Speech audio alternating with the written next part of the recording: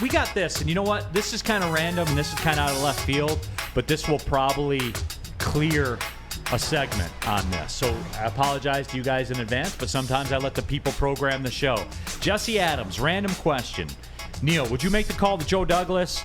If you're Brad Holmes, offer a first-rounder and a third-rounder next year for Quinnen Williams. Yes, we have to pay him, but he helps out our young defensive players. I actually got this question from a couple people on social media. They're like, "Oh, salary cap guy, would you do this draft capital make guy? Sense. Could we do it? Well, yes, you can do it because you got the juice as far as cap numbers go. And you guys, I was surprised I got asked this because I feel as though I've been pretty consistent with this message. I will pay for quality. I've said this a long time. Back in the day, last offseason, we're talking about the safety position. Yeah. Marcus Williams. Yeah. Yes. Neal, you're cheap. You don't want to spend any money. Not true. I don't want to spend money on mid players. Quinnen Williams is as good as it gets. And guess what? He's younger than Hendon Hooker. Mm-hmm. And he's established. Yeah. And yes, I would do that, D-Mac. Yes, I would. Even me. Yes, I would do that. Well, he's a blue chip up He's fronter, a dude. Why this has been in the conversation is because with all the re-signings, he's not happy with his contract. And yesterday, he erased all his, that I'm a Jet. It'd be like if I erased all the evidence that I was a Red Wing, right? Away from history, meaning that he's not mad. Does it mean anything? I don't know. Is he a guy that you could use? Yes. Do you have this cap, the salary? Is this something that I'm sure Brad Holmes is aware of to make a call? Absolutely. So we'll see how it plays out. You know what I'm saying? Like, that's where it is. We don't have to worry anymore. Are we sure that the guy in charge is capable to know anything we're talking about? Would you, can you, whatever? The question to you, Neal, makes sense to ask is money-wise, can we do it? Yeah. Can we pay this guy?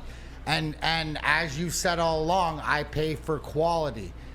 And looking at the way the team's been set up, this is a guy that you would pay to fill that spot. And here's the deal. As road grader of your defense. What do we always say? I want to push people this way and push people that way. Yep. Yeah, he's a pusher. He's a pusher. He's a pusher. So let me take this, and I got you here, Spenmo. I got you. I finally got you. Okay, because Brandon Katz is talking about that. He says, well, you have to pay Goff coming up soon. No, you don't. DNC ENT says we literally have $25 million with a damn near full roster. What if, because Quinnen Williams is a guy I'll kick the can down the road for. Mm-hmm. I will do that. I'm staunchly against that, unless it's for dudes. What if, Spenmo, I give Goff a 2-year extension, we renegotiate the last 2 years, and we backload it, and boom, I'll get you Quinnen Williams. I'd rather just backload Quinnen Williams and not pay Goff. See, but Neal, here's the answer to the question. So hold on. So you're turning that over to Hendon Hooker then in 2 years? Yeah.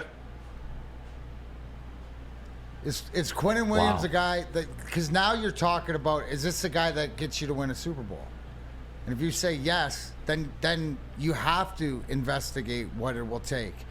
And in order, just like every other team, what you're saying, doesn't everybody sort of have to play along to make it go well? What do the Kansas City Chiefs do? Right? Maneuvering contracts and Patrick Mahomes being flexible. Other teams do it. You see guys continue to get signed. You see Philly do it all the time. So, I mean, that just, to me, it proves you're swimming in different waters.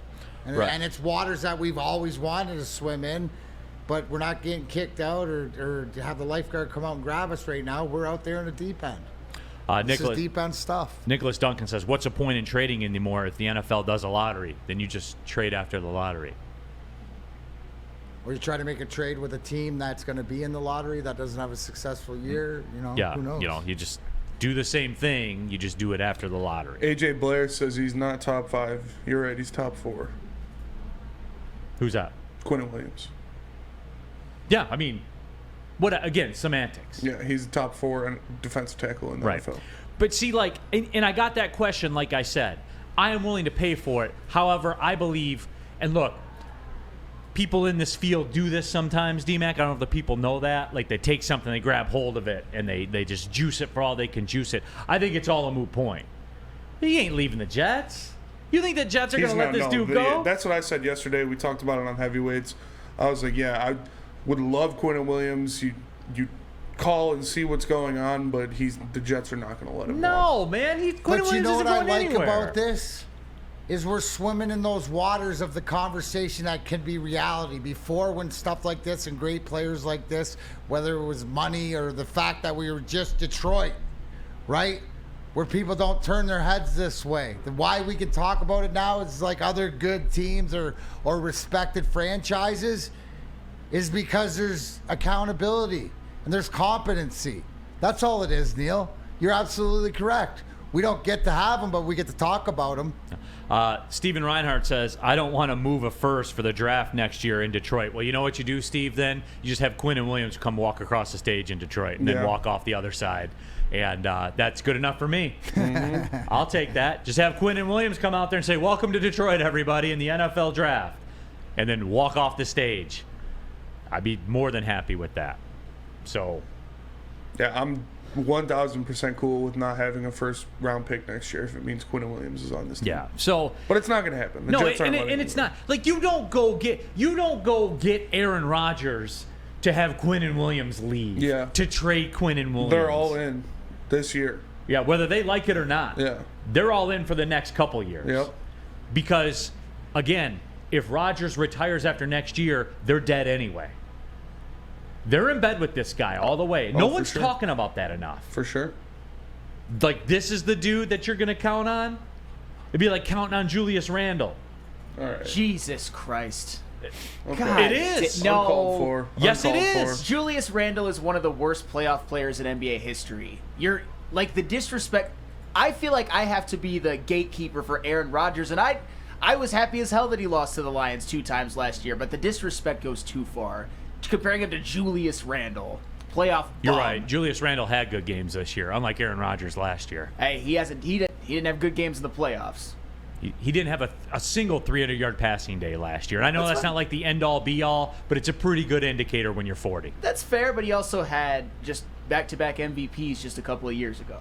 That also happened. He stole one of them from Brady, but yeah. That's not even remotely true. Come on, It stop is it. true. Just Stop like it. Embiid stole one of Jokic's. Yeah. It happens. Just like Jeff Kent stole one from Barry Bonds. Just like Steve Nash stole one from Society. You know, I'm just saying. That, Steve Nash and Steph Curry have the same amount of MVPs, by the way. Why you guys always got to pick on the Canadian? Steve Nash is good. it's a like bias Steve Nash. against Canadians, D-Mac. It is. Well, hey, you know what? You get to use it as a shield all the time, so that's you got to pay the price for that every now and then, D-Mac. All right. Is that fair? Fair enough. I've seen it come. I've seen it be Remember, we're valuable. Switzerland that punches back. Canada. Aaron wants to know who's a bigger bozo, Aaron Rodgers or Julius Randle? Hey, so in 2021, Aaron Rodgers had 4,115 yards, 37 touchdowns, and Brady had 5,316 yards and 43 touchdowns. So tell me he didn't steal his MVP. Brady also had, I think, twice as many interceptions, and I think a worse record. He had 12 interceptions, yeah, and Rodgers had 5. Cappy Walt says MVP fatigue is real. You know what, D-Mac? Doesn't it warm your heart sometimes when people listen? It happens. People get MVP fatigue. They do. They let need that a new name. when you're It's like the Academy Awards. when you're exercising or you're playing a game or Or the whatever. Emmys, unless you're Susan Lucci. What does being tired do to us, D-Mac? It alters our perspective. It alters how we think. Makes cowards of us all, right? You don't have the energy to do the right thing when you're tired. So that's what happens to people when they vote for MVPs. It's pretty crazy, everybody. It is.